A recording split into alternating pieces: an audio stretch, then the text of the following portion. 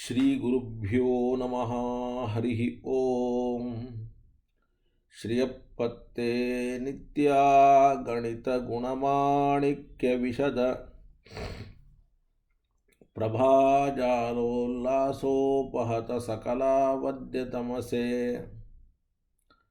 ಜಗಜ್ಜನ್ಮಸ್ಥೇಮ ಪ್ರಲಯ ರಚನಾಶೀಲವಪುಷೆ ನಮೋ ಅಶೇಷಾಂನಾಯ ಸ್ಮೃತಿಹೃದಯದೀಪ್ತಾಯ ಹರಯೇ. येन प्रादुरभावि भूमिवलये व्यस्तारिगो सन्ततिः प्राबोधिश्रुतिपङ्कजं करुणया प्राकाशितत्वं परं ध्वान्तं ध्वंसमनायि साधुनिकरश्चकारि सन्मार्गगः तेन व्यासदिवाकरेण सततं मात्याजि मे मानसम् व्याप्तिर्यस्य निजे निजेन महसा पक्षे सपक्षे स्थितिः व्यावृत्तिश्च विपक्षतोत विषये सक्तिर्न मयि बाधिते नैवास्ति प्रतिपक्षयुक्तिरतुलं शुद्धं प्रमाणं समे भूयात्तत्त्वविनिर्णयाय भगवान् आनन्दतीर्थो मुनिः भवति यदनुभावातेडमुकोऽपि वाग्मी जडमतिरपि जन्तुर्जायते प्राज्ञमौलिः सकलवचनचेतो देवता भारती सा मम वचसि निधत्तां सन्निधिं मानसे च रमानिवासोचितवासभूमिः सन्न्यायरत्नावलिजन्मभूमिः वैराग्यभाग्यो मम पद्मनाभ तीर्थामृताब्धिर्भवताद्विभूति पदवाक्यप्रमाणज्ञान प्रतिवादिमदच्छिदः श्रीमदक्षोभ्यतीर्थाख्यान् उपतिष्ठे गुरुन् मम श्रीमदानन्दतीर्थार्यसन्मनस्सरसि भुवि अनुव्याख्याननलिने चञ्चरीकति मे मनः न शब्दाब्धौ गाढा न च निगमचर्चा सुचतुरा न च न्याये प्रौढा न च विदितवेद्या अपि वयम्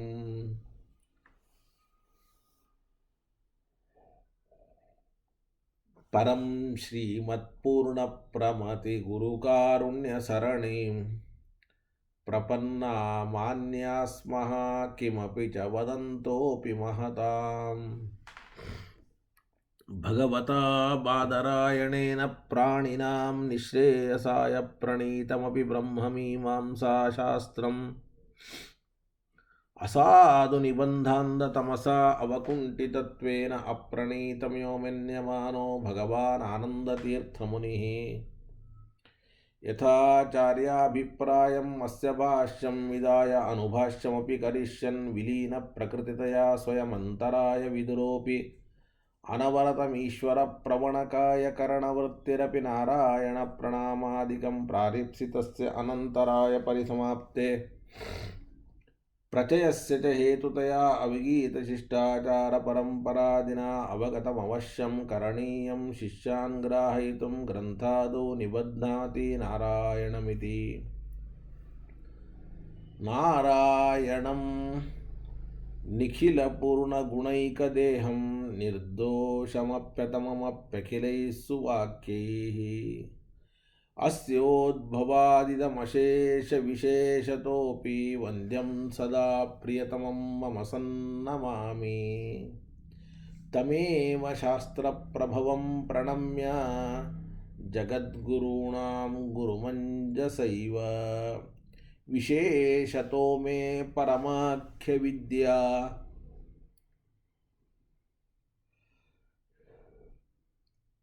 व्याख्यां करोमि अन्वपि चाहमेव। ओम ओम अथातो ब्रह्म जिज्ञासा ओम। श्रुति क्षीराब्धिमामत्यधीमन्दरमहीभृता प्राप्ता न्यायसुधायेन तं जैन्द्रमहं भजे। बुधैरपि सुदुर्बोधे ग्रन्थे यन्मम साहसम् तत्पारयन्तु निपुणाः गुरुपादरजक्षणाः। लौकिकालौकिकफललक्षणामृतदोहिनीं गुरुवनुग्रहरूपां तां कामधेनुमुपास्महे। मध्वोक्तिर्द्विनदी जयार्यशुभवाक् सूर्यात्मजा संगमे व्याख्यास्नानमहो विदाय नृहरे प्राप्य प्रसादपरम्। प्रापुर्ये कृतकृत्यतां गतमला विद्यादिराजादयो योगीशा कृपयन्तु ते जयमुनेर्भावस्य बोधा इमे। शुकेन शान्त्यादिषु वाङ्मयेषु व्यासेन धैर्येण बुधिनोपमेयम्। मनोजजित्यां मनसां हि पत्या रघुत्तमाख्यं सगुरुं नमामि।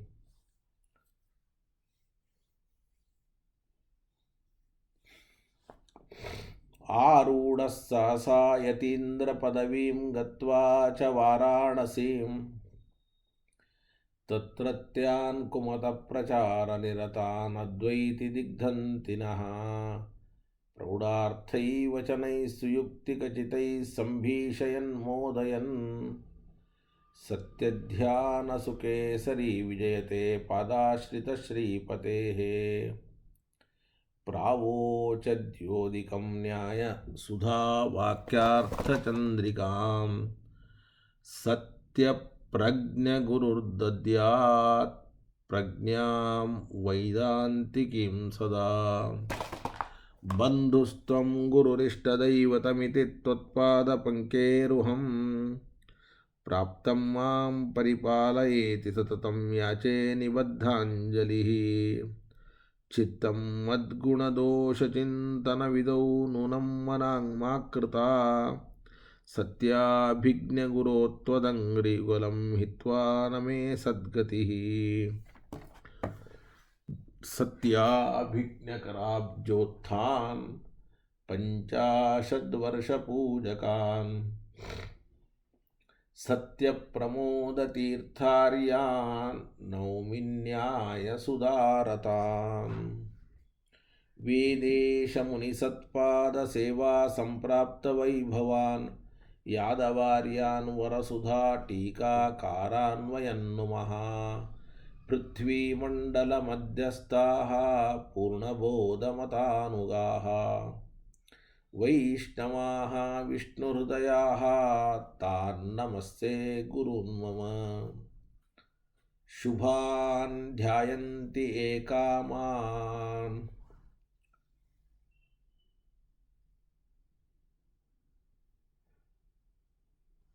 गुरुदेवप्रसादजान् इतरान् आत्मपापोत्थान् तेषां विद्या फलिष्यति। आपादमौलिपर्यन्तं गुरूणाम् आकृतिं स्मरेत् तेन विघ्नाः प्रणश्यन्ति सिद्ध्यन्ति च मनोरथाः। यदुतापसलभ्यमनन्तभवै तदुतो परतत्त्वमिहैकपदात्। जयतीर्थकृतौ प्रवणो न पुनर्भवभाग् भवतीति मतिर्हि मम। श्रीगुरुभ्यो नमः। हरिः ओम हरिः ओम हरिः ओम। ಗಾಯತ್ರ್ಯಧಿಕರಣ. ಗಾಯತ್ರ್ಯಧಿಕರಣದಲ್ಲಿ ಶಬ್ದ ಅಥವಾ ಛಂದಸ್ಸು ಇವುಗಳನ್ನು ಹೇಳುವ ಶಬ್ದ ನೋಡಿ. ಆಕಾಶವನ್ನು ಹೇಳುವ ಶಬ್ದ, ದೇವತೆಗಳನ್ನು ಹೇಳುವ ಶಬ್ದ, ಇಂದ್ರಿಯಗಳನ್ನು ಹೇಳುವ ಶಬ್ದ, ಇವುಗಳನ್ನೆಲ್ಲ ಸಮನ್ವಯ ಮಾಡಿದ್ವಿ. ಆದಿದೈವಿಕ, ಆದಿಭೌತಿಕ, ಅಧ್ಯಾತ್ಮ ಅಂತ. ಆದರೆ ಈ ಅಧಿಕರಣದಲ್ಲಿ ಸಮನ್ವಯ ಮಾಡತಕ್ಕಂತಹ ಶಬ್ದಗಳು ಅಧಿವೇದಗತ ಅಂತ ನೋಡಿ.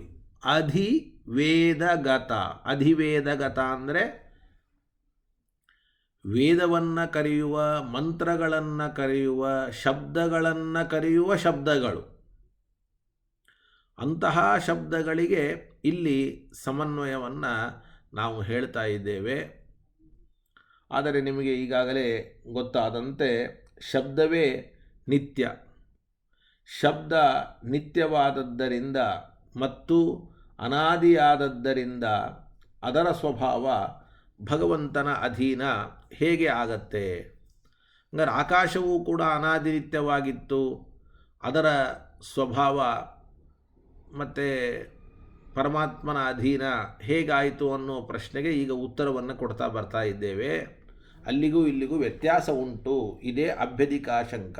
ಏನು ವ್ಯತ್ಯಾಸ ಉಂಟು ಅಂತಂದರೆ, ಯದ್ಯಪಿ ಆಕಾಶ ಅನ್ನೋದು ಧರ್ಮಿ, ಆಕಾಶದಲ್ಲಿ ವಿವರಪ್ರದತ್ವ ಅನ್ನುವಂತಹ ಧರ್ಮ, ಆ ಧರ್ಮ ಅನ್ನೋದು ಅದರ ಸ್ವಭಾವ, ಅಥವಾ ಆಕಾಶದಲ್ಲಿ ಆ ವಿವರಪ್ರದತ್ವ ಅಂತನ್ನುವ ಧರ್ಮ ಅನಾದಿಯಾದದ್ದು, ಸ್ವಭಾವಭೂತವಾದದ್ದು, ನಿತ್ಯವಾದದ್ದು ಆಗಲಿ. ಆದರೆ ಧರ್ಮಿಯಾದ ಆಕಾಶ ಅನ್ನೋದು ಅದು ಅನಿತ್ಯ, ಭೂತಾಕಾಶ. ಅವ್ಯಾಕೃತಾಕಾಶದ ಬಗ್ಗೆ ಮಾತನಾಡ್ತಾ ಇಲ್ಲ, ನಿನ್ನೆ ಅದರ ಬಗ್ಗೆ ತಿಳಿದಿದ್ದೇವೆ. ಯಾಕೆ ಅಂದರೆ ಆತ್ಮನಃ ಆಕಾಶ ಸಂಭೂತಃ ಎನ್ನುವುದಾಗಿ ಸ್ಪಷ್ಟವಾಗಿ ಆತ್ಮನಿಂದ ಆಕಾಶ ಹುಟ್ಟಿತು ಅಂತಿದೆ. ಧರ್ಮಿ ಹುಟ್ಟಿದ ಮೇಲೆ ಅದರಲ್ಲಿರುವ ಧರ್ಮ ಯಾರಿಂದ ಈ ಧರ್ಮಿ ಹುಟ್ಟಿದೆಯೋ ಅವರ ಅಧೀನ ಆಗಲೇಬೇಕು.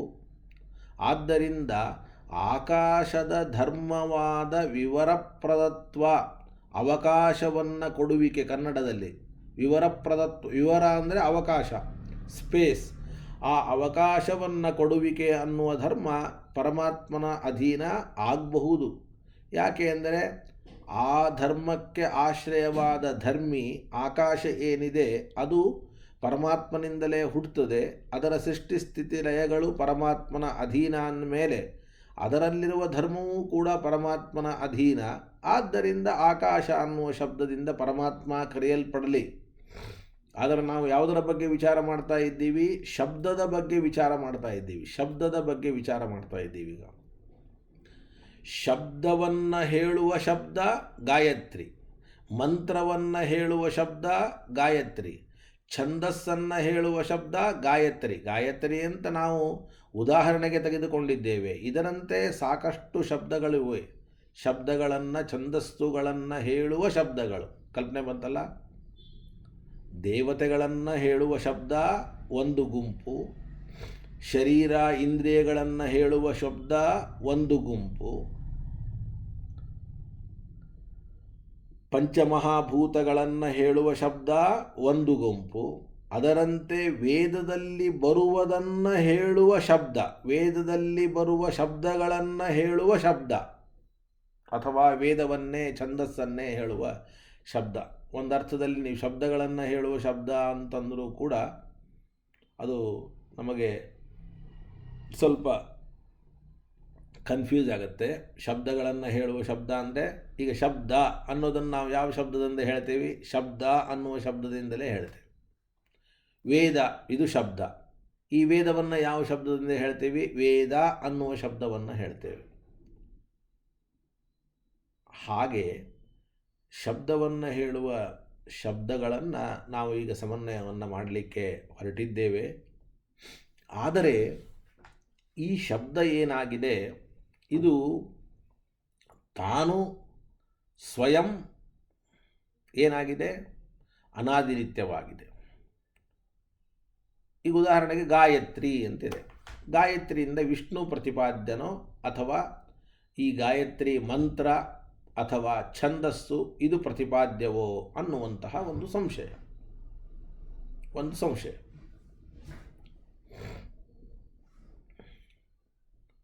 ಈಗ ನೋಡಿ, ಗಾಯತ್ರಿ ಅಂತೇನಿದೆ, ಈ ಗಾಯತ್ರಿ ಅಂತನ್ನತಕ್ಕಂತಹ ಶಬ್ದ ನಾವು ಛಂದಸ್ಸನ್ನೇ ಹೇಳ್ತದೆ ಅಥವಾ ವೇದವನ್ನೇ ಹೇಳ್ತದೆ ಅಂತ ನಾವು ಹೇಳ್ತೇವೆ, ಶಬ್ದವನ್ನೇ ಹೇಳ್ತದೆ ಅಂತ. ಯಾಕೆ ಅಂದರೆ, ಮೊದಲನೇದಾಗಿ ಗಾಯತ್ರಿ ಅಂತನ್ನುವ ಶಬ್ದಕ್ಕೆ ಏನು ಅರ್ಥ ಅಂತ ತಿಳ್ಕೊಳ್ಳೋಣ. ಎರಡನೇದಾಗಿ ಗಾಯತ್ರಿ ಪದಕ್ಕೆ ಪ್ರವೃತ್ತಿ ನಿಮಿತ್ತ ಧರ್ಮ ಏನು. ಇಂದ್ರ ಶಬ್ದಕ್ಕೆ ಪ್ರವೃತ್ತಿ ನಿಮಿತ್ತ ಧರ್ಮ ಐಶ್ವರ್ಯ, ಆಕಾಶ ಶಬ್ದಕ್ಕೆ ಪ್ರವೃತ್ತಿ ನಿಮಿತ್ತ ಧರ್ಮ ಅದು ವಿವರಪ್ರದತ್ವ. ಹಾಗೆ ಗಾಯತ್ರಿ ಶಬ್ದಕ್ಕೆ ಪ್ರವೃತ್ತಿ ನಿಮಿತ್ತ ಏನು ಅಂತ ತಿಳ್ಕೊಳ್ಳೋಣ. ಆ ಗಾಯತ್ರಿ ಶಬ್ದದ ಪ್ರವೃತ್ತಿ ನಿಮಿತ್ತ ಪರಮಾತ್ಮನ ಅಧೀನ ಆಗಿದ್ದರೆ, ಅಥವಾ ಗಾಯತ್ರಿ ಶಬ್ದ ಪ್ರವೃತ್ತಿ ನಿಮಿತ್ತ ಪರಮಾತ್ಮನಲ್ಲಿಯೇ ಇದ್ದಿದ್ದರೆ, ಆಗ ಬೇಕಾದರೆ ಪರಮಾತ್ಮ ಗಾಯತ್ರಿ ಶಬ್ದವಾಚ್ಯನಾಗಲಿ. ಆದರೆ ಎರಡರಲ್ಲಿ ಒಂದಾಗಬೇಕು ಅಂತ ಹೇಳಿದ್ದೀವಿ. ಒಂದ ಇನ್ನೊಬ್ಬರಲ್ಲಿರುವ ಪ್ರವೃತ್ತಿ ನಿಮಿತ್ತ ಇವನ ಅಧೀನ ಆಗಿರಬೇಕು, ಇವನಲ್ಲೇ ಆ ಪ್ರವೃತ್ತಿ ನಿಮಿತ್ತ ಇರಬೇಕು. ಎರಡಿದ್ದರೆ ಆ ಶಬ್ದದಿಂದ ಅವನು ಕರೆಯಲ್ಪಡ್ತಾನೆ ಅಂತನ್ನುವುದನ್ನು ನೀವು ಮೊದಲಿನಿಂದಲೂ ಕೂಡ ತಿಳ್ಕೊಂಡು ಬಂದಂತಹ ವಿಷಯ. ಈಗ ನಾವು ಗಾಯತ್ರಿ ಶಬ್ದಕ್ಕೆ ಪ್ರವೃತ್ತಿ ನಿಮಿತ್ತ ಯಾವುದು ಅಂತನ್ನೋದನ್ನು ತಿಳಿದುಕೊಳ್ಳೋ ಕಡೆ ಹೋಗೋಣ. ಗಾಯತ್ರಿ ಶಬ್ದ ಪ್ರವೃತ್ತಿ ನಿಮಿತ್ತಂ ಹಿ ಗಾನತ್ರಾಣಕರ್ತೃತ್ವಂ. ಎಷ್ಟು ಚೆನ್ನಾಗಿದೆ. ನಾವು ನಿತ್ಯದಲ್ಲಿಯೂ ಕೂಡ ಗಾಯತ್ರಿ ಜಪವನ್ನು ಮಾಡ್ತೇವೆ. ಆದರೆ ಇದು ಕೇವಲ ಗಾಯತ್ರಿ ಮಂತ್ರಕ್ಕೆ ಮಾತ್ರ ಸಂಬಂಧಪಟ್ಟದ್ದು ಅಂತ ತಿಳ್ಕೊಳ್ಬೇಡಿ. ಎಲ್ಲ ಮಂತ್ರಗಳಿಗೂ ಸಂಬಂಧಪಟ್ಟದ್ದು, ಎಲ್ಲ ವೇದಗಳಿಗೂ ಸಂಬಂಧಪಟ್ಟದ್ದು. ಆದರೆ ಗಾಯತ್ರಿ ಅನ್ನೋದನ್ನು ನಾವು ಒಂದು ಉದಾಹರಣೆಯಾಗಿ ತೆಗೆದುಕೊಂಡಿದ್ದೇವೆ ಅಂತ ಈಗಾಗಲೇ ತಿಳಿದಿದ್ದೇವೆ. ಗಾಯತಿ ತ್ರಾಯತಿ ಇತಿ ಗಾಯತ್ರಿ. ಸಂಸ್ಕೃತದಲ್ಲಿ ಶಬ್ದಗಳನ್ನು ಎಷ್ಟು ಚೆನ್ನಾಗಿ ಒಡೆದು ಅರ್ಥ ಮಾಡ್ತಾರೆ ನೋಡಿ. ಗಾಯತ್ರಿ ಅಂದರೆ ಗಾಯತಿ ತ್ರಾಯತಿ, ಗಾಯತ್ರಿ ಅಂತಿದೆ. ಅಂದರೆ ಯಾರು ಗಾಯತಿ ಈ ಮಂತ್ರವನ್ನು ಜಪ ಮಾಡ್ತಾರೋ, ಗಾಯತಿ ಅಂದರೆ ಹಾಡೋದು, ಗಾನ ಹಾಡು, ತ್ರಾಯತಿ ಅವರನ್ನು ರಕ್ಷಣೆ ಮಾಡತ್ತೆ ಅಂತ ಅರ್ಥ. ನಾವು ಮಂತ್ರವನ್ನು ಹಾಡಿ ಹೊಗಳಿದರೆ, ಅರ್ಥಾತ್ ಮಂತ್ರ ಜಪ ಮಾಡಿದರೆ, ಮಂತ್ರವನ್ನು ಪಾರಾಯಣ ಮಾಡಿದರೆ, ಆ ಮಂತ್ರ ನಮ್ಮನ್ನು ತ್ರಾಯತಿ, ಎಲ್ಲ ದುಃಖಗಳಿಂದ ಪರಿಹಾರ ಮಾಡ್ತದೆ ಅಂತ ಅರ್ಥ. ಹಾಗಾದರೆ ಗಾಯತ್ರಿ ಅನ್ನೋ ಶಬ್ದಕ್ಕೆ ಗಾನತ್ರಾಣಕರ್ತೃತ್ವಂ ಅಂತ ಅರ್ಥ. ಇದನ್ನು ನಾವು ಹೇಳ್ತಾ ಇಲ್ಲ. ಗಾಯತ್ರಿ ಶಬ್ದಕ್ಕೆ ಪ್ರವೃತ್ತಿ ನಿಮಿತ್ತ ಇದು ಅಂತ ನಾವು ಶಬ್ದವನ್ನು ಒಡೆದು ಹೇಳ್ತಾ ಇಲ್ಲ. ವೇದವೇ ಹೇಳ್ತದೆ ಗಾಯತ್ರಿ ಶಬ್ದಕ್ಕೆ ಪ್ರವೃತ್ತಿ ನಿಮಿತ್ತ ಏನು ಅಂತನ್ನೋದನ್ನು. ಯಥಾ ಆಹ ಶ್ರುತಿ ಗಾಯತಿ ಚ ತ್ರಾಯತೆ ಚ ತಸ್ಮಾದ್ ಗಾಯತ್ರಿ ಇತಿ ತತ್ರ ಗಾನಕರ್ತೃತ್ವಂ ನಾಮ ಅರ್ಥ ಪ್ರತಿಪಾದಕತ್ವಂ. ನಾವು ಆ ಮಂತ್ರವನ್ನು ಹೇಳುವುದು, ನಮ್ಮನ್ನು ರಕ್ಷಣೆ ಮಾಡೋದು ಒಂದಾದರೆ, ತಾನು ಒಂದು ಅರ್ಥವನ್ನು ಹೇಳ್ತದೆ. ಯಾವುದೇ ಒಂದು ಶಬ್ದ ಅರ್ಥವನ್ನು ಹೇಳದೇ ಇರೋದಿಲ್ಲ. ಅರ್ಥ ಇಲ್ಲದ ಶಬ್ದ ಇಲ್ಲ, ಶಬ್ದ ಇಲ್ಲದ ಅರ್ಥ ಇಲ್ಲ. ಅರ್ಥಕ್ಕೂ ಶಬ್ದಕ್ಕೂ ಅಷ್ಟು ತರಹದ ಒಂದು ಅನ್ಯೋನ್ಯವಾದ ಸಂಬಂಧ. ನೀವು ಶಾಲೆಯಲ್ಲಿ ರಘುವಂಶವನ್ನು ಓದುವಾಗ ಈ ರಘುವಂಶದ ಮೊದಲನೇ ಪದ್ಯವನ್ನು ಕೇಳಿರ್ತೀರಿ. ಕಾಳಿದಾಸ ಹೇಳ್ತಾನೆ, ವಾಗರ್ಥಾವಿವ ಸಂಪೃಕ್ತೌ ವಾಗರ್ಥ ಪ್ರತಿಪತ್ತಯೇ ಜಗತಪಿತರೌ ಒಂದೇ ಪಾರ್ವತೀ ಪರಮೇಶ್ವರೌ ಅಂತ. ಏನು ಹಂಗಂದರೆ ಅಂತಂದರೆ, ವಾಗರ್ಥಾವಿವ ಸಂಪೃಕ್ತೌ, ಪಾರ್ವತೀ ಪರಮೇಶ್ವರರು ಎಷ್ಟು ಅನ್ಯೋನ್ಯವಾಗಿದ್ದಾರೆ ಅಂದರೆ, ಶಬ್ದ ಮತ್ತು ಅರ್ಥಗಳು ಎಷ್ಟು ಅನ್ಯೋನ್ಯವಾಗಿವೆಯೋ ಅಷ್ಟು ಅನ್ಯೋನ್ಯವಾಗಿ ಇದ್ದಾರೆ ಅಂತ. ಅಂದರೆ ಶಬ್ದವನ್ನು ಬಿಟ್ಟು ಅರ್ಥ ಇರೋದಿಲ್ಲ, ಅರ್ಥವನ್ನು ಬಿಟ್ಟು ಶಬ್ದ ಇರೋದಿಲ್ಲ. ಹಾಗೆ ಪಾರ್ವತಿ ಪರಮೇಶ್ವರರ ಸಂಬಂಧ. ಅಂಥ ಪಾರ್ವತಿ ಪರಮೇಶ್ವರರಿಗೆ ನಮಸ್ಕಾರ ಮಾಡ್ತೇನೆ ಅಂತ ಅವರು ಹೇಳ್ತಾರೆ. ಪ್ರಕೃತಕ್ಕೆ ಬೇಕಾದದ್ದು ಒಂದು ಅರ್ಥ ಅಂದರೆ ಅದಕ್ಕೊಂದು ಶಬ್ದ ಇರುತ್ತೆ, ಒಂದು ಶಬ್ದ ಅಂದರೆ ಅದಕ್ಕೊಂದು ಅರ್ಥ ಇರುತ್ತೆ. ಈಗ ಗಾಯತ್ರಿ ಅನ್ನೋದು ಒಂದು ಶಬ್ದ ಅಂತ ಆದರೆ ಅದು ಅರ್ಥವನ್ನು ಪ್ರತಿಪಾದನೆ ಮಾಡಬೇಕು. ಗಾಯತಿ, ಗಾಯತಿ ಅಂತಂದರೆ ಅದು ಒಂದು ಅರ್ಥವನ್ನು ಪ್ರತಿಪಾದನೆ ಮಾಡ್ತದೆ.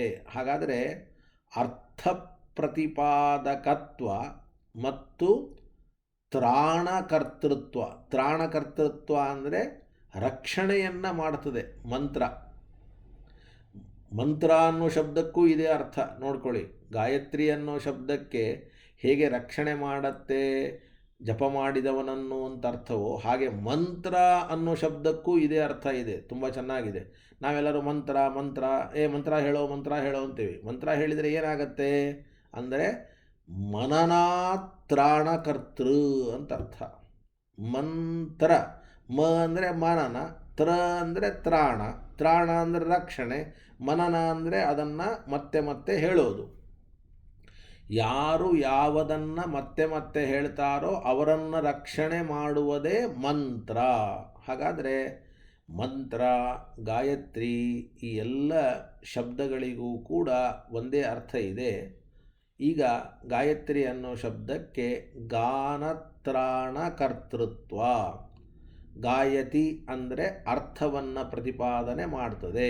ಗಾಯತ್ರಿ ಅನ್ನೋದು ಯಾವುದೋ ಒಂದು ಅರ್ಥವನ್ನು ಪ್ರತಿಪಾದನೆ ಮಾಡ್ತದೆ. ಯಾಕೆಂದರೆ ಅದು ಶಬ್ದ ಆದಮೇಲೆ ಅರ್ಥವನ್ನು ಪ್ರತಿಪಾದನೆ ಮಾಡಲೇಬೇಕು. ಅಂಥದ್ದನ್ನು ಯಾರು ಉಚ್ಚರಿಸ್ತಾರೆ, ಜಪ ಮಾಡ್ತಾರೆ, ಅಂಥವರನ್ನು ರಕ್ಷಣೆ ಮಾಡ್ತದೆ ಅಂತ. ಹಾಗಾದರೆ ತ್ರಾಣಕರ್ತೃತ್ವಂಚ ಅಧ್ಯೇತೃಣಾಂ ಪಾಪಾದ್ ರಕ್ಷಣ ಶಕ್ತಿ ಅಂತ ಹೇಳ್ತದೆ. ಎರಡಿದೆ, ಒಂದು ಗಾನಕರ್ತೃತ್ವ, ಇನ್ನೊಂದು ತ್ರಾಣಕರ್ತೃತ್ವ. ಗಾಯತ್ರಿಯ ಪ್ರವೃತ್ತಿ ನಿಮಿತ್ತ ಎರಡು, ಒಂದು ಕರ್ತೃತ್ವ, ಇನ್ನೊಂದು ತ್ರಾಣಕರ್ತೃತ್ವ. ಗಾನಕರ್ತೃತ್ವ ಅನ್ನೋ ಶಬ್ದಕ್ಕೆ ಅರ್ಥವನ್ನು ಪ್ರತಿಪಾದನೆ ಮಾಡುವುದು. ತ್ರಾಣಕರ್ತೃತ್ವ ಅನ್ನೋ ಶಬ್ದಕ್ಕೆ ಏನರ್ಥ ಅಂತಂದರೆ ಯಾರು ಆ ಮಂತ್ರಗಳನ್ನು ಜಪ ಮಾಡ್ತಾರೋ, ಅಧ್ಯಯನವನ್ನು ಮಾಡ್ತಾರೋ ಅಂಥವರನ್ನು ಪಾಪದಿಂದ ರಕ್ಷಣೆ ಮಾಡೋದು. ಬರೆದಿದ್ದಾರೆ ನೋಡಿ ಚೆನ್ನಾಗಿ. ತ್ರಾಣಕರ್ತೃತ್ವಂಚ ಅಧ್ಯೇತೃಣಾಂ ಪಾಪಾದ್ರಕ್ಷಣ ಶಕ್ತಿ. ತ್ರಾಣಕರ್ತೃತ್ವ ಅನ್ನೋ ಶಬ್ದಕ್ಕೆ ಯಾರು ಅಧ್ಯೇತೃಗಳೋ ಅವರನ್ನು ಪಾಪದಿಂದ ರಕ್ಷಣೆ ಮಾಡುವಿಕೆ. ತದುಭಯಮಪಿ ಕಥಂ ಕೇನ ಪ್ರಕಾರೇಣ ಹರೇಹೇ ಅಧೀನಂ ಸ್ಯಾತ್. ಹಾಗಾದರೆ ಗಾಯತ್ರಿ ಶಬ್ದ ಪ್ರವೃತ್ತಿ ನಿಮಿತ್ತವಾದ ಗಾಯತ್ರಿಯಲ್ಲಿ ಇರುವ ತ್ರಾಣಕರ್ತೃತ್ವ ಹಾಗೂ ಅರ್ಥ ಪ್ರತಿಪಾದಕತ್ವ ಇವೆರಡೂ ಕೂಡ ಪರಮಾತ್ಮನ ಅಧೀನ ಆಗಲಿಕ್ಕೆ ಹೇಗೆ ಸಾಧ್ಯ?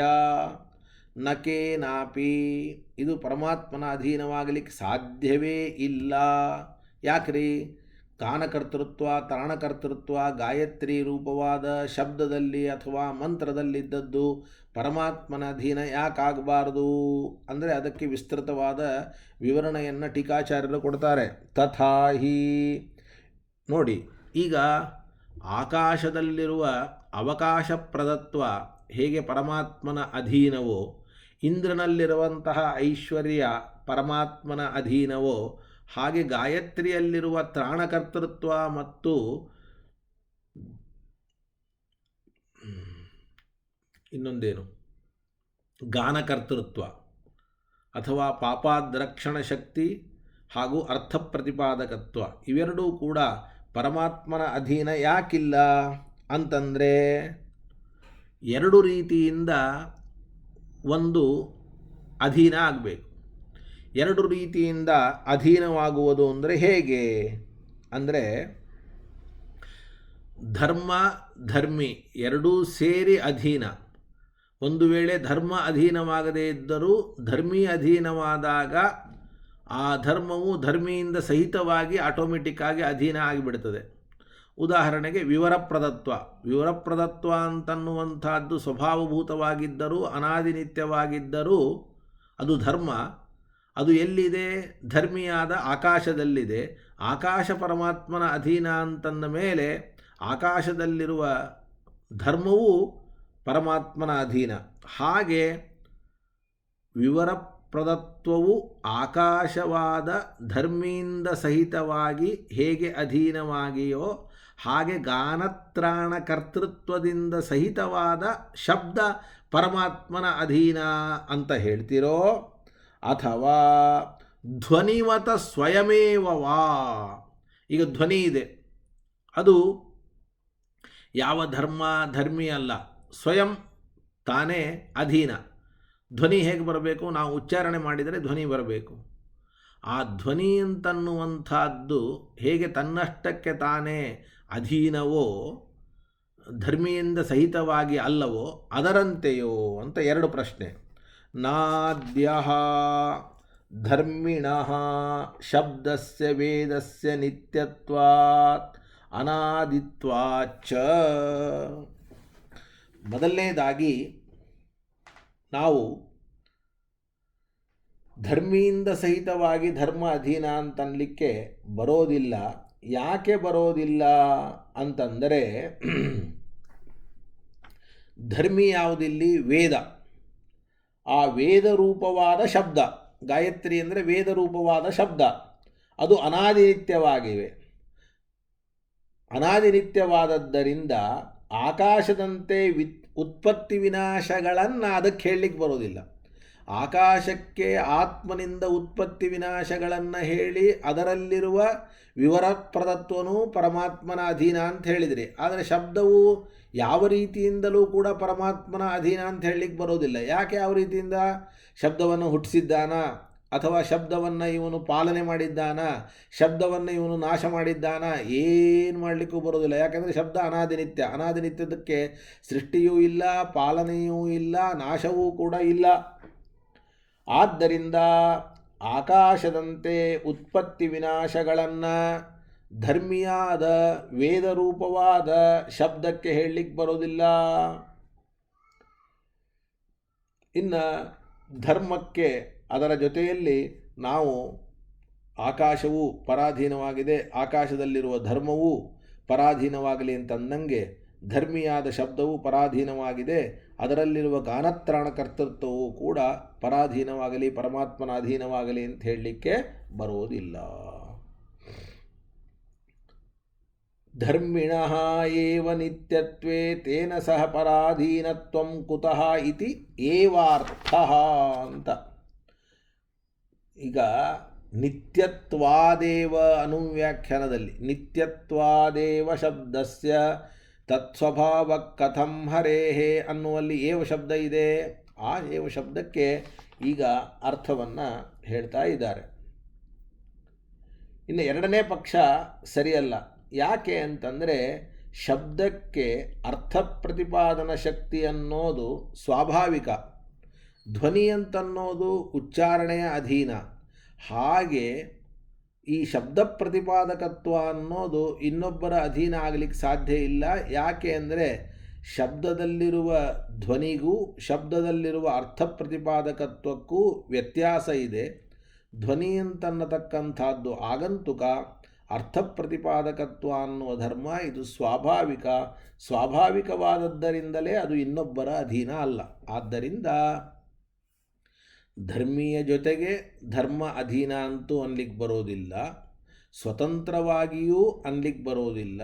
ಸ್ವತಂತ್ರವಾಗಿ ಯಾಕೆ ಅನ್ಲಿಕ್ಕೆ ಬರೋದಿಲ್ಲ? ಸ್ವಭಾವಭೂತವಾದದ್ದರಿಂದ.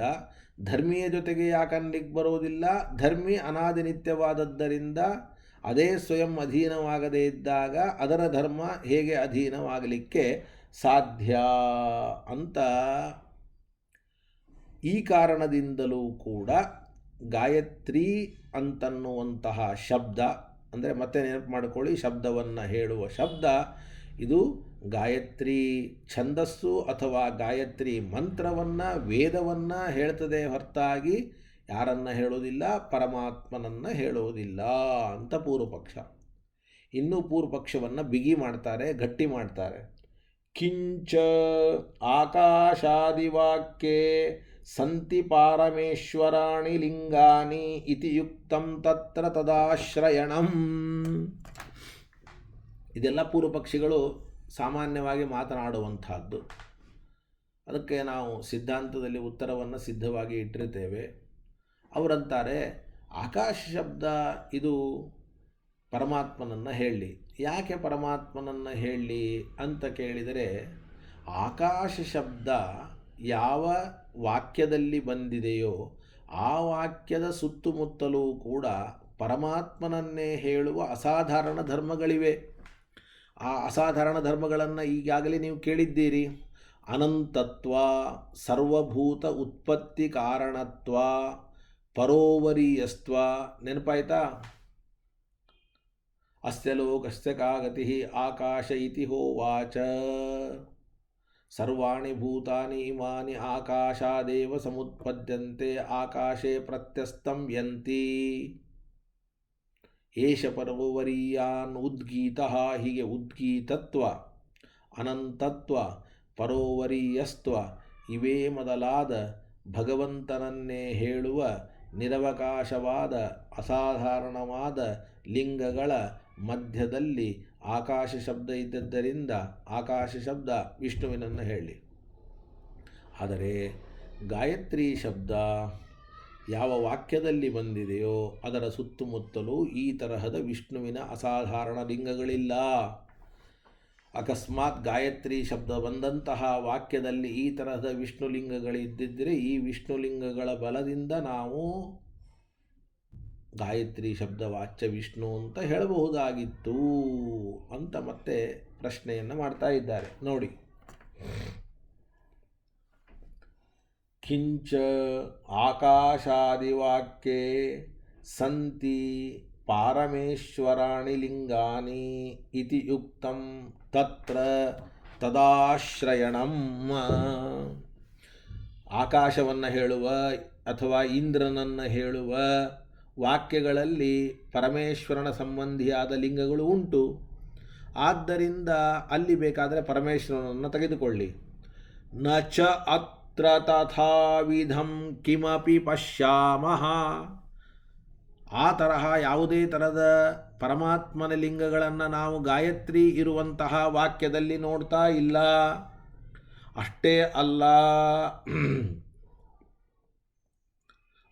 ಅಲ್ಲ ಶಬ್ದವೇ ಅಂತ ಹೇಳಬೇಕು ಅನ್ನುವ ಲಿಂಗಗಳಿವೆ.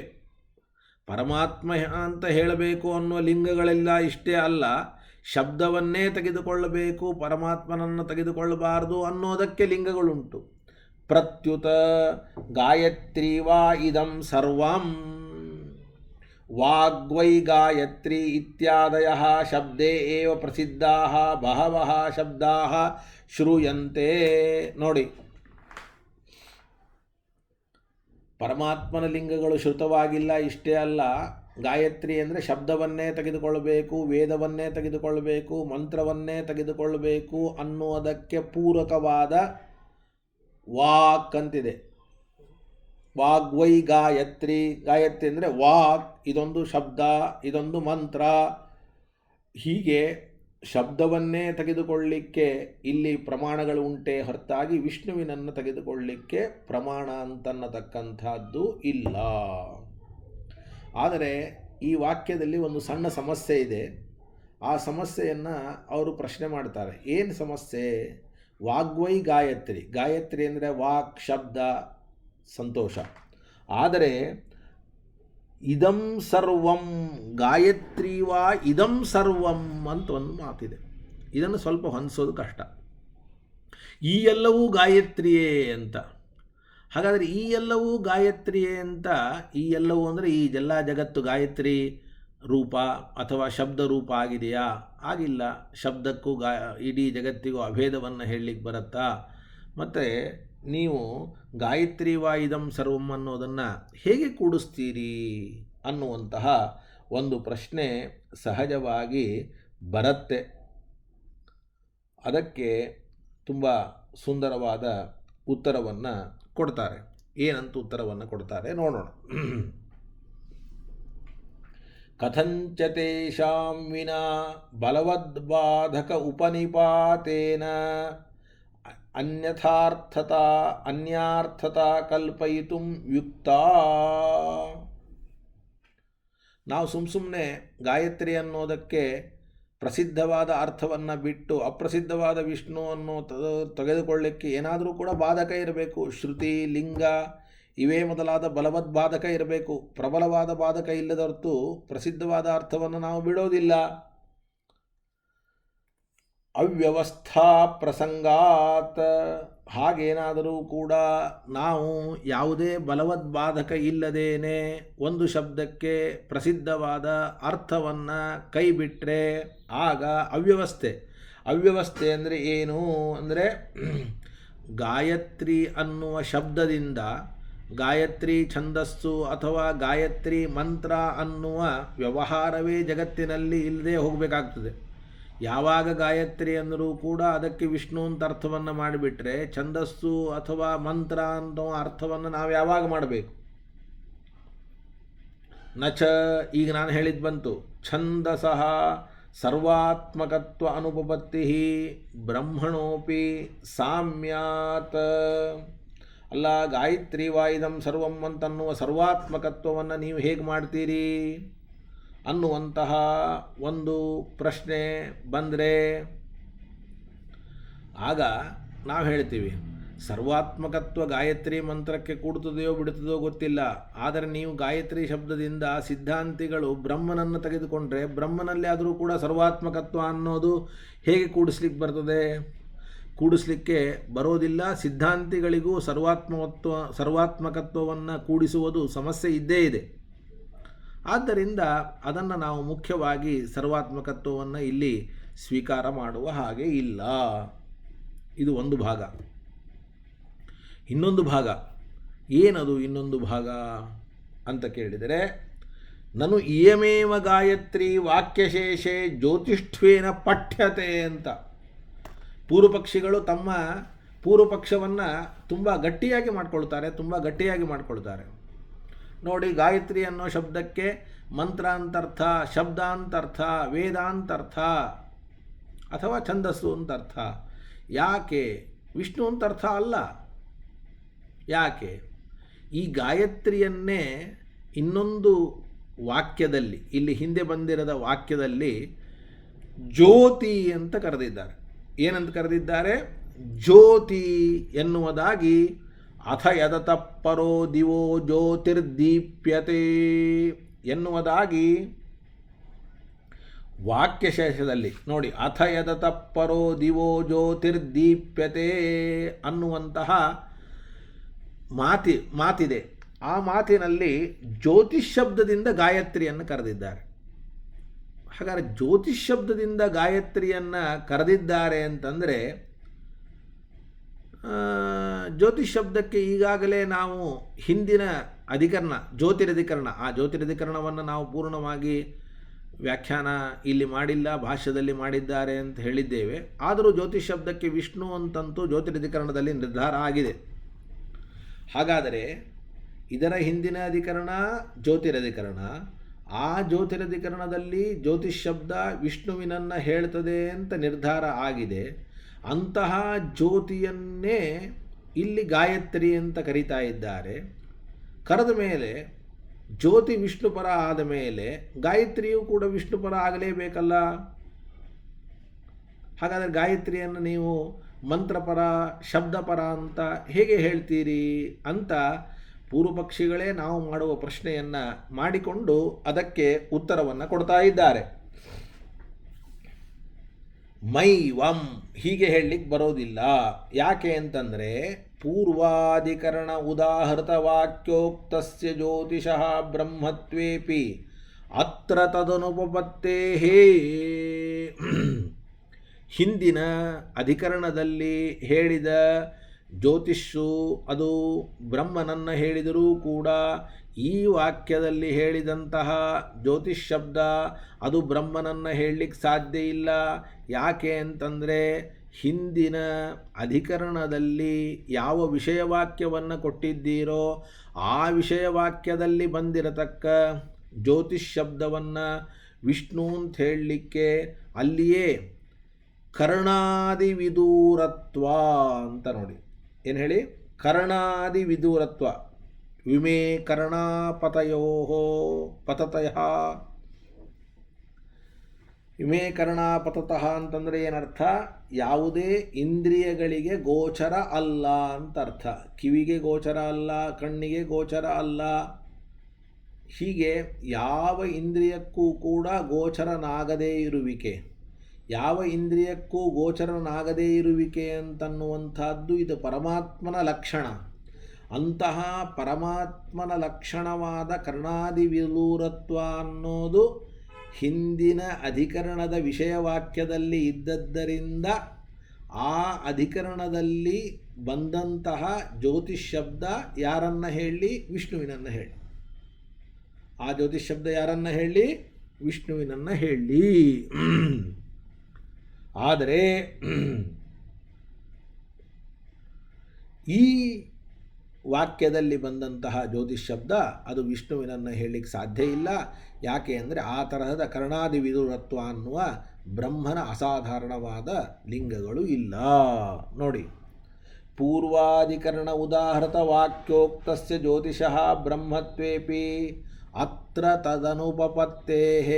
ಯಾಕೆ ಅಂದರೆ ತತ್ರ ಹಿ ಕರ್ಣಾದಿ ವಿದೂರತ್ವಂ ಮುಕ್ತಂ ಅತ್ರ ಪುನಃ ತದೇತದೃಷ್ಟಂಚ ಶ್ರುತಂಚ ಇತಿ ತದ್ವಿಪರೀತಂ. ಬರೀ ಇಲ್ಲಿ ಕರ್ಣಾದಿ ವಿದೂರತ್ವವನ್ನು ಹೇಳಿಲ್ಲ, ಅಷ್ಟೇ ಅಲ್ಲ, ಕಾಣಿಸತ್ತೆ ಕೇಳಿಸತ್ತೆ ಅಂತ ಹೇಳಿದ್ದಾರೆ. ಅದಕ್ಕೆ ವಿರುದ್ಧವಾಗಿ ಅಲ್ಲಿ ಕಾಣೋದಿಲ್ಲ ಕೇಳೋದಿಲ್ಲ, ಆದ್ದರಿಂದ ವಿಷ್ಣು. ಇಲ್ಲಿ ಕಾಣಿಸತ್ತೆ ಕೇಳಿಸತ್ತೆ ಅಂತ ಹೇಳಿದ್ದರಿಂದ ವಿಪರೀತವಾದ ಲಿಂಗವನ್ನೇ ಹೇಳಿದ್ದರಿಂದ ಇಲ್ಲಿ ಶಬ್ದವನ್ನೇ ತೆಗೆದುಕೊಳ್ಳಬೇಕೇ ಹೊರತಾಗಿ ವಿಷ್ಣುವಿನನ್ನು ಯಾವ ಕಾರಣಕ್ಕೂ ಕೂಡ ತೆಗೆದುಕೊಳ್ಳಲು ಸಾಧ್ಯ ಅಂತನ್ನತಕ್ಕಂಥದ್ದು ಇಲ್ಲ. ಅಂದಮೇಲೆ ಶ್ರವಣಾದಿ ವಿಷಯತ್ವ, ಶ್ರವಣಾದ್ಯವಿಷಯತ್ವ, ಕರ್ಣಾದಿ ವಿದೂರತ್ವ ಅಂದರೆ ಶ್ರವಣಾದ್ಯವಿಷಯತ್ವ. ಇದನ್ನು ಹಿಂದಿನ ಅಧಿಕರಣದಲ್ಲಿ ಹೇಳಿದ್ದಾರೆ. ಈ ಅಧಿಕರಣದಲ್ಲಿ ಶ್ರವಣಾದಿ ವಿಷಯತ್ವವನ್ನು ಹೇಳಿದ್ದಾರೆ. ಅದಕ್ಕೋಸ್ಕರವಾಗಿ ನಾವು ಇಲ್ಲಿ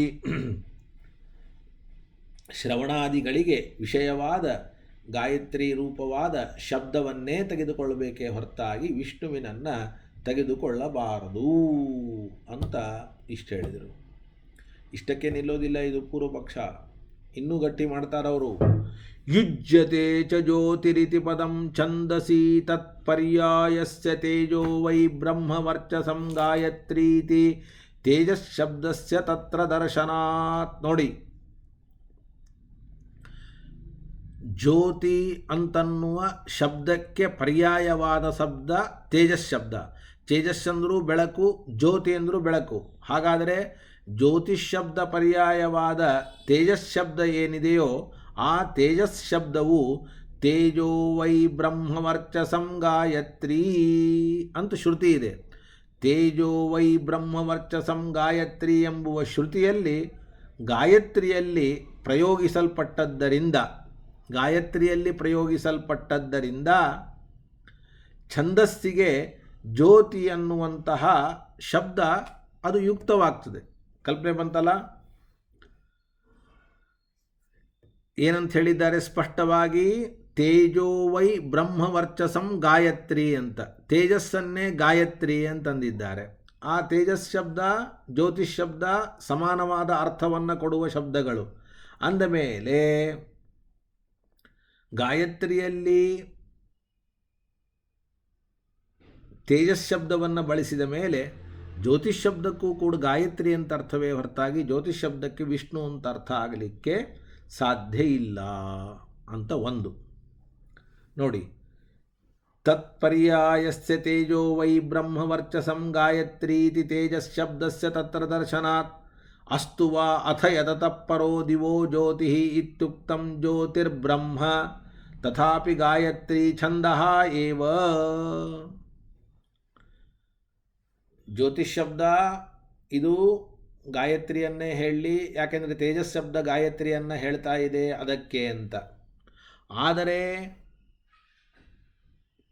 ಇನ್ನೊಂದು ಅಭಿಪ್ರಾಯ ಏನು ಅಂತಂದರೆ, ಒಂದು ವಾಕ್ಯ ಇದೆ, ಅಥ ಯದತಃ ಪರೋ ದಿವೋ ಜ್ಯೋತಿರ್ದೀಪ್ಯತೆ ಅಂತ ವಾಕ್ಯ. ಈ ವಾಕ್ಯದಲ್ಲಿ ಜ್ಯೋತಿ ಅನ್ನೋ ಶಬ್ದ ಬಂದಿದೆ. ಈ ಜ್ಯೋತಿಷ್ ಶಬ್ದ ಬೇಕಾದರೆ ಬ್ರಹ್ಮನನ್ನು ಹೇಳಿ, ಆದರೆ ಗಾಯತ್ರಿ ವಾ ಇದಂ ಸರ್ವಂ ಅನ್ನುವಲ್ಲಿರುವ ಗಾಯತ್ರಿ ಶಬ್ದ ಮಾತ್ರ ಬ್ರಹ್ಮನನ್ನು ಹೇಳೋದಿಲ್ಲ.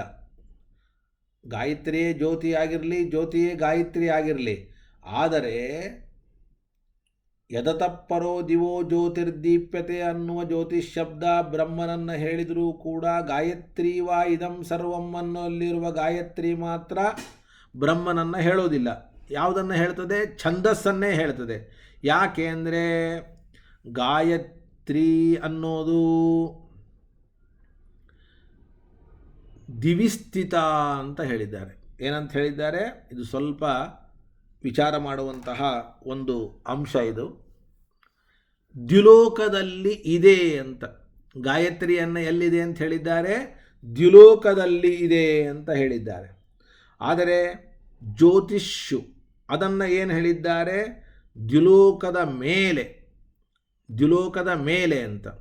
ಹಾಗಾದರೆ ದ್ಯುಲೋಕದ ಮೇಲೆ ಇರುವ ಜ್ಯೋತಿಷ್ಯು, ದ್ಯುಲೋಕದಲ್ಲಿ ಇರುವ ಗಾಯತ್ರಿ ಎರಡೂ ಒಂದಾಗಲಿಕ್ಕೆ ಸಾಧ್ಯ ಇಲ್ಲ.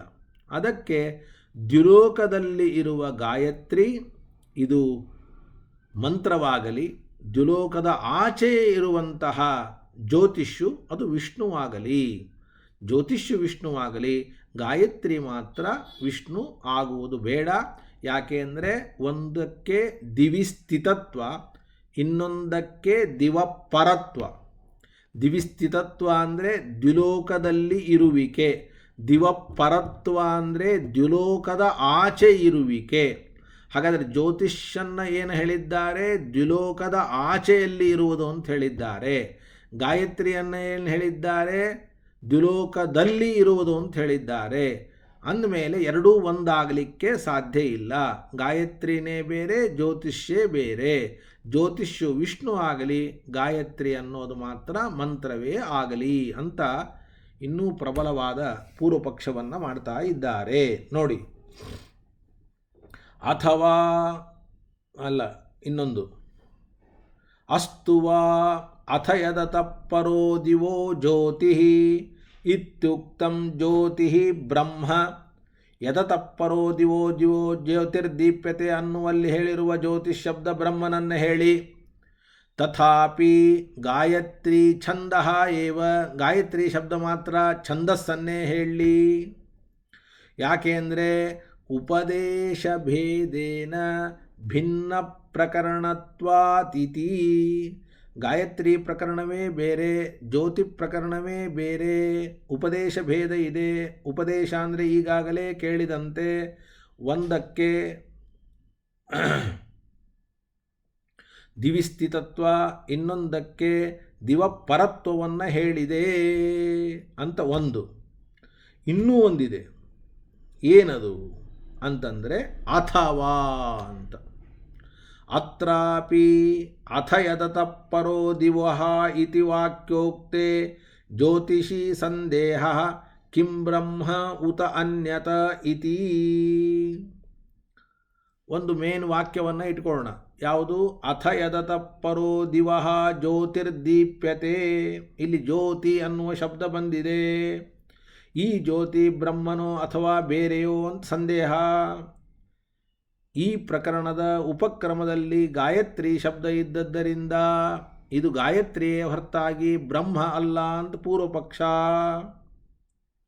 ಆಕಾಶಾದಿ ಶಬ್ದಗಳಂತೆ ಗಾಯತ್ರಿ ಶಬ್ದಕ್ಕೂ ಕೂಡ ಈಶ್ವರ ಅಂತ ನಾವು ಶಂಕೆಯನ್ನು ಮಾಡಬಹುದಲ್ಲ ಅಂತಂದರೆ ಈಗಾಗಲೇ ನಿತ್ಯತ್ವಾದೇವ ಶಬ್ದಸ್ಯ ಅಂತ ಅನುವ್ಯಾಖ್ಯಾನದಲ್ಲಿ ಅಭ್ಯಧಿಕಾ ಶಂಕಾವನ್ನು ಹೇಳಿಬಿಟ್ಟಿದ್ದೇವೆ.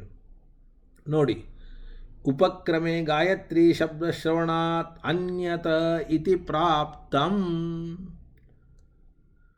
ಕೊನೆಗೆ ಈ ಮಾತಾಡ್ತಾರೆ, ನಾನು ಗಾಯತ್ರಿ ಶಬ್ದಸ್ಯಾಪಿ ಆಕಾಶಾದಿ ಶಬ್ದವತ ಈಶ್ವರ ಪರತ್ವೋಪತ್ತೇ ಕಿಮ್ಮನೇನ ಇತ್ಯತಃ ನಿತ್ಯತ್ವಾದಿತ್ಯಾದಿನ ಅಭ್ಯಧಿಕಾ ಶಂಕಾಂ ಉಕ್ತ್ವಾ ಇತಿ ಏತದಾಚ್ಛಾದಕತ್ವೇನ ಅಧಿಕರಣ ತಾತ್ಪರ್ಯಮಾಹ ಇತಿ ಚೇದಿತಿ.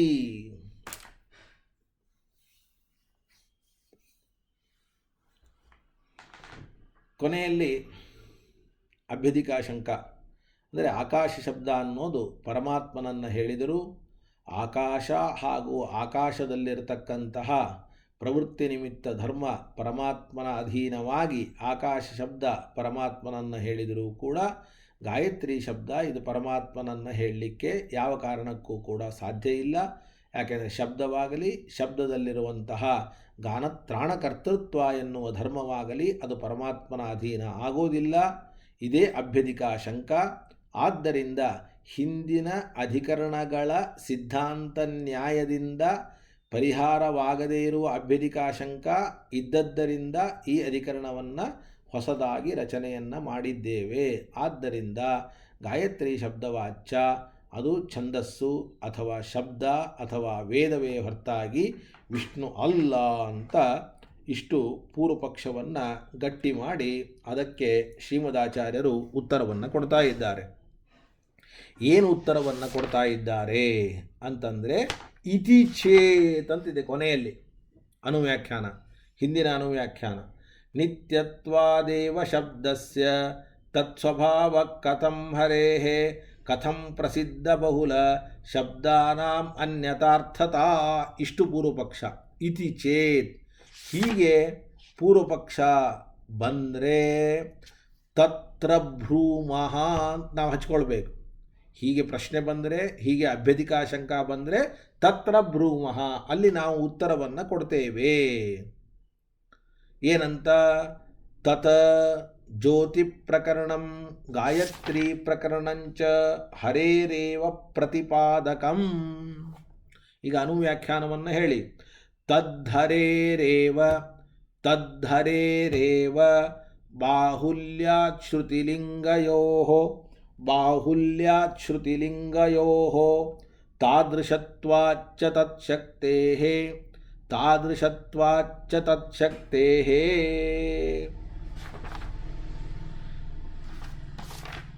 ತತ್ ಹರೇರೇವ. ತತ್ ಅನ್ನೋ ಶಬ್ದಕ್ಕೆ ಗಾಯತ್ರಿ ಪ್ರಕರಣವಿರಬಹುದು, ಜ್ಯೋತಿ ಪ್ರಕರಣ ಇರಬಹುದು. ಎರಡೂ ಪ್ರಕರಣಗಳು ಕೂಡ ಪರಮಾತ್ಮನದೇ. ಜ್ಯೋತಿಷ್ ಶಬ್ದದಿಂದಲೂ ಪರಮಾತ್ಮನೇ ಹೇಳಲ್ಪಡ್ತಾನೆ, ಗಾಯತ್ರಿ ಶಬ್ದದಿಂದಲೂ ಕೂಡ ಪರಮಾತ್ಮನಲ್ಲೇ ಹೇಳಲ್ಪಡ್ತಾನೆ. ಮತ್ತೆ ನಾವು ಹಿಂದೆ ಪೂರ್ವಪಕ್ಷ ಮಾಡಬೇಕಾದರೆ ಎಷ್ಟು ಪ್ರಶ್ನೆಗಳನ್ನು ಮಾಡಿದ್ದೀವಿ, ಒಂದೇ ಎರಡೇ. ಆ ಪ್ರಶ್ನೆಗಳಿಗೆ ಉತ್ತರವನ್ನು ಕೊಡದೇನೆ ನೀವು ಇದ್ದಕ್ಕಿದ್ದಂಗೆ ಗಾಯತ್ರಿ ಪ್ರಕರಣ ಜ್ಯೋತಿ ಪ್ರಕರಣ ಎರಡೂ ಕೂಡ ವಿಷ್ಣುಪರ ಅಂತ ಹೇಳಿಬಿಟ್ರೆ ಒಂದೊಂದನ್ನೇ ಕೇಳ್ತಾ ಬನ್ನಿ. ಮೊದಲನೇದಾಗಿ ಉಪಕ್ರಮದಲ್ಲಿ ಗಾಯತ್ರಿ ಶಬ್ದ ಇದೆ, ಆದ್ದರಿಂದ ಛಂದಸ್ಸನ್ನೇ ತೆಗೆದುಕೊಳ್ಬೇಕು. ವಿಷ್ಣುವಿನನ್ನು ಹೇಗೆ ತೆಗೆದುಕೊಂಡ್ರಿ ಅಂತಂದರೆ ಉಪಕ್ರಮದಲ್ಲಿ ಗಾಯತ್ರಿ ಶಬ್ದ ಇರುವುದು ನಮಗೆ ವಿರುದ್ಧವಲ್ಲ.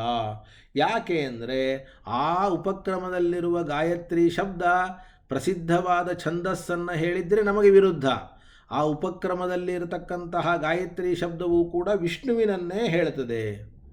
ಎಲ್ರಿ ವಿಷ್ಣುವಿನನ್ನು ಹೇಳೋದಿಲ್ಲ ಅಂತ ನಾವು ಇಷ್ಟೊತ್ತಂಗ ಹೇಳ್ತೀವಿ, ವಿಷ್ಣುವಿನನ್ನು ಹೇಳ್ತದೆ ಅಂತಂತ ಇದ್ದೀರಲ್ಲ ಅಂದರೆ ನೀವು ಯಾಕಿಲ್ಲ ಅಂತಂದಿದ್ದೀರಿ? ಗಾಯತ್ರಿ ಶಬ್ದ ವಿಷ್ಣುವಿನನ್ನು ಹೇಳೋದಿಲ್ಲ ಅಂತ ಯಾಕೆ ಅಂದಿದ್ದೀರಿ ಅಂತಂದರೆ ಆ ಗಾಯತ್ರಿ ಶಬ್ದ ಪ್ರವೃತ್ತಿ ನಿಮಿತ್ತವಾದ ಗಾನತ್ರಾಣ ಕರ್ತೃತ್ವ ಅನ್ನೋದು ವಿಷ್ಣುವಿನಲ್ಲಿ ಇಲ್ಲ ಅನ್ನೋ ಕಾರಣಕ್ಕೆ. ಆದರೆ ಗಾನತ್ರಾಣ ಕರ್ತೃತ್ವ ಅನ್ನೋದು ವಿಷ್ಣುವಿನಲ್ಲಿಯೂ ಕೂಡ ಇದೆ. ಗಾಯತ್ರಿ ಶಬ್ದ ಪ್ರವೃತ್ತಿ ನಿಮಿತ್ತವಾದ ಗಾನತ್ರಾಣ ಕರ್ತೃತ್ವ ಅನ್ನೋದು ಬರೀ ಮಂತ್ರದಲ್ಲೆಲ್ಲ ಗಾಯತ್ರಿ ನಾಮಕನಾದ ಪರಮಾತ್ಮನಲ್ಲಿಯೇ ಪರಮ ಮುಖ್ಯವಾಗಿ ಇದೆ. ಹೇಗೆ ಇಂದ್ರ ಶಬ್ದ ಪ್ರವೃತ್ತಿ ನಿಮಿತ್ತವಾದ ಐಶ್ವರ್ಯ ಪರಮಾತ್ಮನಲ್ಲೇ ಮುಖ್ಯವಾಗಿ ಇಂದ್ರನಲ್ಲಿ ಅಮುಖ್ಯವಾಗಿದೆಯೋ ಹಾಗೆ ಗಾನತ್ರಾಣ ಕರ್ತೃತ್ವ ಅಂತನ್ನೋದು ಪರಮಾತ್ಮನಲ್ಲಿಯೇ ಮುಖ್ಯವಾಗಿ ಗಾಯತ್ರಿ ಮಂತ್ರದಲ್ಲಿ ಅಮುಖ್ಯವಾಗಿ ಇದೆ. ಅಷ್ಟು ಮಾತ್ರ ಅಲ್ಲ, ಗಾಯತ್ರಿ ಮಂತ್ರದಲ್ಲಿರುವ ಗಾನತ್ರಾಣ ಕರ್ತೃತ್ವ ಅನ್ನೋದು ಅದು ಪರಮಾತ್ಮನ ಅಧೀನವಾಗಿದೆ. ನೋಡಿ, ನಚ ಗಾಯತ್ರಿ ಪದ ವಿರೋಧ, ಉಪಕ್ರಮದಲ್ಲಿರುವ ಗಾಯತ್ರಿ ಪದದ ವಿರೋಧ ಬರೋದಿಲ್ಲ. ಯತಃ ತತ ಹರೇರೇವ ವಾಚಕಂ. ಇಲ್ಲಿ ಒಂದು ನಿಮಗೆ ಸೂಚನೆಯನ್ನು ಕೊಟ್ಟಿರ್ತೇನೆ, ಆಮೇಲೆ ನಾನು ಹೇಳ್ತೇನೆ. ಏನು ಸೂಚನೆಯನ್ನು ಕೊಟ್ಟಿರ್ತೇನೆ ಅಂತಂದರೆ ತದ್ಹರೇರೇವ ಅಂತ ಒಂದು ಶಬ್ದವನ್ನು ಅನುವ್ಯಾಖ್ಯಾನದಲ್ಲಿ ಶ್ರೀಮದಾಚಾರ್ಯರು ಆಡಿದ್ದಾರೆ. ಏನಂತ ಆಡಿದ್ದಾರೆ? ತತ್ ಹರೇರೇವ, ಇಷ್ಟೇ. ಬಾಹುಲ್ಯ ಶ್ರುತಿಲಿಂಗಯೋ ತಾದೃಶತ್ವಾಚ ತತ್ಶಕ್ತೇ, ಅದನ್ನು ಯಾವುದನ್ನು ನೀವು ನೋಡಬೇಡಿ. ಅನುವ್ಯಾಖ್ಯಾನದಲ್ಲಿ ಇಷ್ಟೇ ನೋಡಿ, ತದ್ಹರೇರೇವ ಅಂತ ಇಷ್ಟೇ ಇದೆ, ಇಷ್ಟನ್ನೇ ನೋಡಿ, ಬೇರೆ ಜಾಸ್ತಿ ನೋಡಬೇಡಿ. ಈ ತದ್ಹರೇರೇವ ಅನ್ನೋದಕ್ಕೆ ಟೀಕಾಚಾರ್ಯರು 7 ಅರ್ಥವನ್ನು ಬರೀತಾರೆ. 7 ಅರ್ಥ.